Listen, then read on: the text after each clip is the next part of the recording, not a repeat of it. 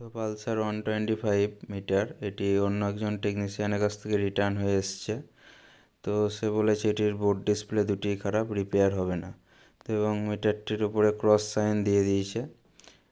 তো এটি তার কাছ থেকে রিটার্ন হয়ে আমাদের কাছে এসছে। তো এটি কেন রিপেয়ার হবে না আমরা খুলে দেখবো এর মধ্যে কী প্রবলেম আছে, যেটির বোর্ড ডিসপ্লে দুটিই খারাপ।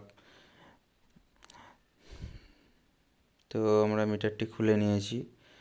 তো এটি আমরা দেখতে পাচ্ছেন এখানে যে সিরিয়াল নাম্বারটি আছে আমরা দেখিয়ে দিচ্ছি বোর্ডের ওপর। তো এই মিটারটি আমরা রিপেয়ার করে দেখাবো।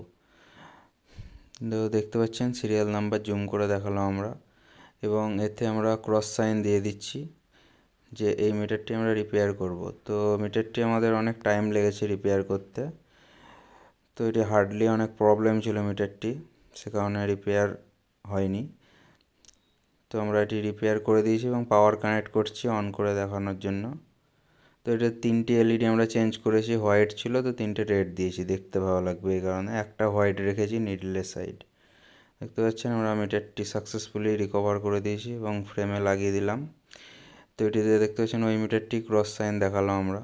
তো এটিতে ফুল অল টেস্ট করে দেখাবো আমরা, স্পিড এবং ফিউল টেস্ট দুটোই করে দেখাচ্ছি। দেখতে পাচ্ছেন প্রপারলি ওয়ার্ক করছে মিটারটি।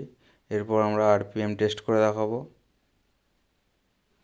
এবং ট্রিপও কাজ করছে, ট্রিপ 0 হচ্ছে। এরপর আমরা আরপিএম টেস্ট করব।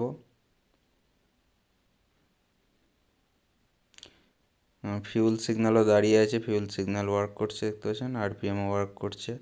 তো আমরা মিটারটি বলা হয়েছিল যে রিপেয়ার হবে না, সেই মিটারটি আমরা সাকসেসফুলি রিপেয়ার করে দিয়েছি।